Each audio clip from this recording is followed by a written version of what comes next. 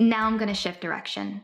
With the US elections around the corner, the entire world is paying close attention to how bad actors may interfere with and manipulate the process. From social engineering to deepfakes, attacks are more insidious than ever before, and they are threatening the fabric of our democracy.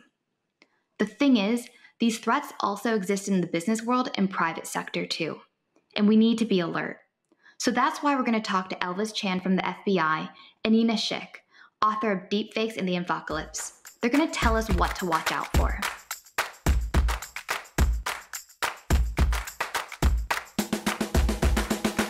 Thank you, Kelly, and hello, everyone. Unfortunately, there's been an increasing frequency in the successful use of cyber attacks and the spreading of disinformation to interfere with our elections and politics more broadly. We've seen attackers make use of advanced spear phishing emails and deepfakes, but these techniques are not limited to nation-state attacks. They can be used against businesses too.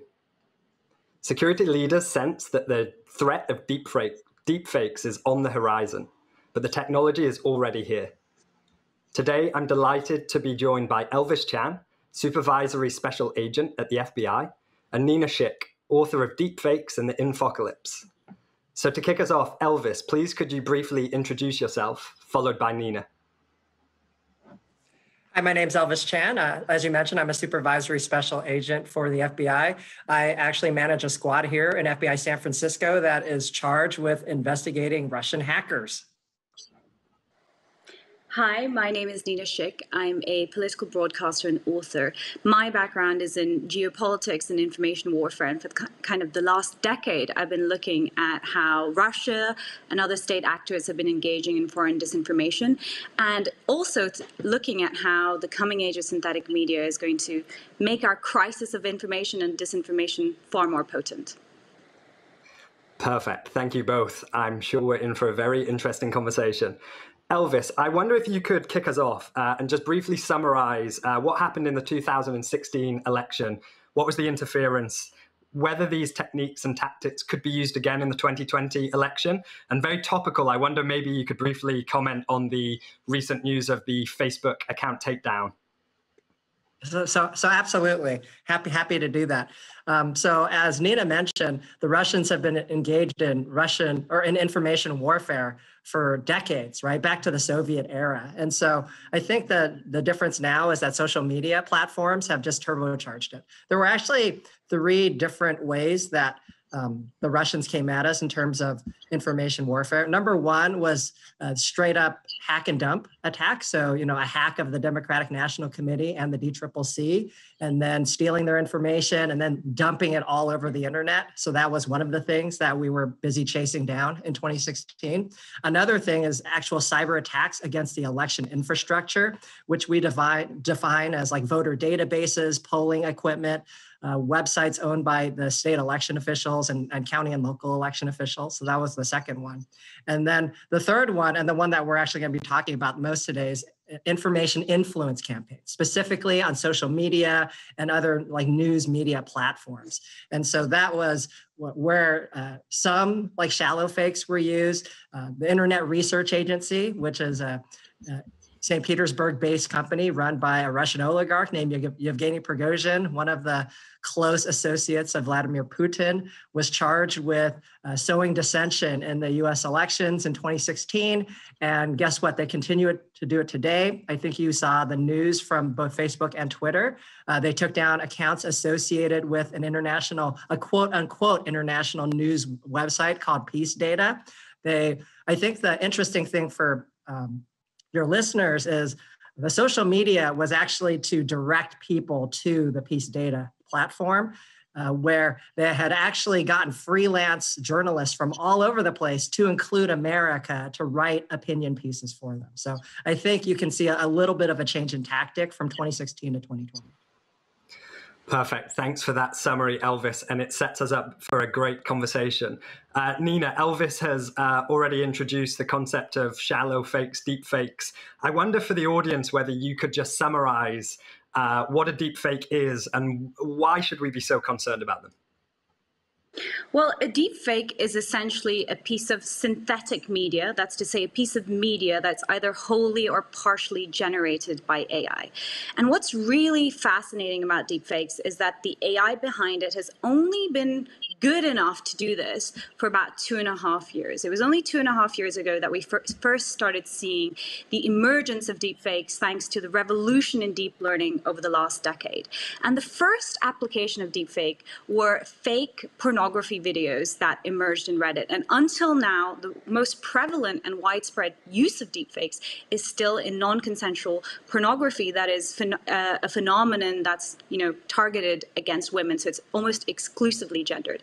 However, it didn't take long. I mean, I was advising the NATO Secretary General when I saw deepfakes emerging on Reddit 2.5 years ago, for me to realize the political implications of this, because you're essentially taking the power to subvert video, which has become the most important medium of human communication, and something that humans still understand, unless we see it in the movies, to be authentic and incorruptible. And within the space of a few years, thanks to AI, you're giving almost anybody the ability to tamper with video and make fake video. So really, the danger of deepfakes is twofold. One, you're going to be in a world where the future is synthetic. So everything can be faked, including video evidence. But because we are going to be living in a synthetic world where everything can be faked, everybody has plausible deniability as well. So you're really starting to erode at the fabric of what is reality and what is an objective truth. And this is pretty devastating in the first case for politics and geopolitics, but it is also devastating for private individuals and every single business. And I contextualize, therefore, deepfakes as the latest evolving threat in what I believe has already become a completely damaged and broken information ecosystem. And it is something I believe that has to become paramount to all businesses and governments in order to shore up the information architecture. Otherwise, we're in for a wild ride. Things are going to get a lot worse in 2020 and beyond. Perfect. Thank you so much for that summary, Nina. We are indeed living in scary times. Nina, I wonder if I could just stick with you. I'm just going to play devil's advocate for a minute. If AI can create these really convincing deepfakes, why can't AI detect them? Are there technologies out there that can just kind of undo the work that the first AI does? I saw that Microsoft recently has released a tool. I wonder if you could talk about, are there technologies to detect deepfakes? How do they work? Do we know the efficacy yet? Absolutely. So technology and technological solutions are going to have to play a big role in not only detecting deepfakes, but shoring up the integrity of our information ecosystem. The first thing I would say to that is the AI behind this is still so nascent that thus far, the generation side has outpaced the detection side. Also, given the kind of general adversarial network that is behind the generation of deepfakes. What it means is that whenever a detector gets good enough to detect the fakes, the generator gets good enough to beat the detector. So there's not going to be one single kind of AI solution to detect deepfakes. It's going to be a constant game of cat and mouse. And the AI research community is currently divided on if there comes a point where the synthetic media generation is so good that no detector would ever be able to beat it. We don't know what the answer to that question yet is. So when it comes to solutions, absolutely, technology has to play a role, and AI will play a role. There'll also be technological solutions on the provenance side of proving what content is authentic. But I think the bigger problem is more that disinformation is ultimately a human problem. The technology is simply an amplifier of human intention. So alongside those kind of tech solutions, we're going to really have to build societal resilience as well. And the window in which to do this is really short. And I think you might actually see some big solutions and steps forward coming from the private sector, who have potentially more to lose than policymakers. Interesting. Yeah, I can definitely agree with the game of cat and mouse. I think we've seen this play out time and time again in the security industry. And I'm sure Elvis would agree with that. Elvis, moving back to you, I think, as Nina has mentioned, deepfake seems pretty synonymous with spreading of disinformation. But could the technology or similar technologies used in deepfakes be used in other cyber attacks, synthetic media essentially? I'm thinking voice calls, emails, etc. I wonder, are we seeing this? Are we too early yet? I'd just love to hear kind of your view on where we're heading with this. Is it just going to be a tool for disinformation? Are we actually going to see it play a much bigger role in cyber attacks? We're definitely going to see it play a much larger role in cyber attacks. So as Nina mentioned, like everything that is good about the internet is like a small percentage, and there's just so much more awfulness. Like as she mentioned, for deepfakes and pornography, like you could argue that most of the internet is pornography, horrible videos, and spam, right? Like, and you know, like we're the good citizens that we are, we're just on a small part of the internet, you know, with, you know, Amazon and, you know, Facebook and all of the other things. But there's a lot more darkness. Definitely, I can see organized criminal groups with the financial wherewithal to want to utilize deepfakes. And so let me give you an example where a deepfake wasn't even used, like the recent Twitter hack, right? So this is one of the fastest cases that we've ever worked. Like from when Twitter was hacked to 2 weeks later, we were able to catch the 3 hackers, right? All very young, 17, 21, and 23. What they did was, and this is in the arrest affidavit, but you know, I'm going to summarize it for you, is what they did was they pretended to be Twitter IT support. And they sent emails with links in it to certain Twitter employees. And then they figured out their phone numbers and called them and said, hey, I'm with Twitter IT support. Can you please click on this link to close out this ticket I've got for you? You know, it's affecting my performance rating. So can you please click on the link, close it out, and then I can move on my way. And unfortunately, some of the Twitter employees actually clicked on the link and had their user credentials stolen. And, you know, after that, the bad guys were able to move laterally into the platform. This is actual people not pretending to be Jack Dorsey, right? So now if you get a good enough deepfake and you get like famous CEOs like the Mark Zuckerbergs or the Jack Dorseys or the Tim Cooks, people who actually talk a lot, you can teach, you know, and artificial intelligence to be able to mimic them. And if you get Tim Cook calling you and saying, hey, I need you to wire money to Shanghai, you're not going to think twice. You're going to do it. So that's just one of the horrible things that can happen. Yeah, I think thanks for sharing that example. I think, you know, it's a very scary reminder for every company out there, just, you know, how many different vectors there are to go after your people. It's not just email. It's not just your building's perimeter. It's voice. It's people walking up to you in the street. It's kind of, it's nonstop. It's never ending. On that point, Nina, we'll have many companies and businesses in the audience right now listening, thinking, you know, what does deepfakes mean for me? I keep hearing it about politics and government. I wonder if you could talk a little bit of how they work. So how much media does an attacker need to collect to actually generate these deepfakes? Could they, for example, record a CEO on YouTube? And is that enough data to actually generate these deepfakes? Or are we seeing it focused on celebrities and politicians just because of the vast amount of media, videos, images, etc. out there? I wonder, do our customers and do companies in our audience need to be concerned about protecting their own employees against these kinds of attacks? Great question. And to answer that, I would say they absolutely need to be concerned. This is not an emerging threat. This threat is here now. Because as Elvis correctly pointed out, what the AI can do is it can actually hijack your biometrics. So if you are a CEO and I want to make a fake audio or video recording of you, all I need is some training data to feed into my AI algorithm. So the AI can be taught to replicate your voice and replicate your digital likeness in a fake video or audio recording.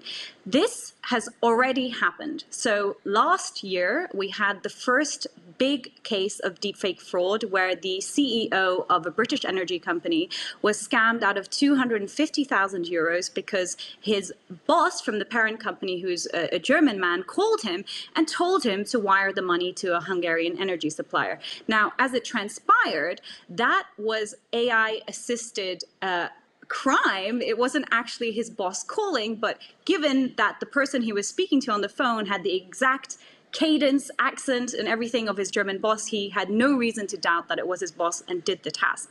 So even though a lot of the conversation around deepfakes primarily has been around the ability to disrupt elections, what it means for geopolitics and domestic politics, you're already starting to see how it's proliferating in the business world. And I think we're going to start seeing a lot more charismatic use cases of that this year.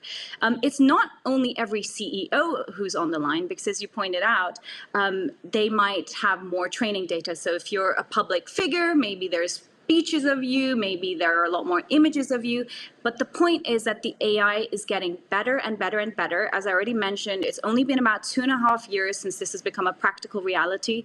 Soon, you will only need a few seconds or a few images to make a convincing deepfake. So it's not only somebody who's in the public eye who's in the firing line, everybody is. That means that your employees are, your family are, if you have any kind of digital footprint on social media or online, as we all do, that means your biometrics are there for the taking. So I would reiterate, this is not something that we potentially need to be concerned of down the line. This is something that's already here, and every CEO would be foolish not to mitigate against the potential risks of this technology. Perfect. Thanks, Nina. And another great example. It makes me think, we have to rethink all of our security advice and best practices for our people, because we often say, call people, if you hear their voice, that's how you can trust them. If you get an email, ring them and have a conversation. And now that seems like, advice that might backfire in a world where you can no longer trust audio or video or email with advanced NLP algorithms. You basically can't trust anything. So Elvis, switching back to you, I wonder if we're seeing this shift of sophistication. We saw it with the shift of phishing emails to spear phishing emails. We're now seeing it go from spear phishing emails now to new media and deepfakes. I wonder if you could just give some pointers to our audience of how they can better protect their people, what they should be doing, what are some best practices that they should be following?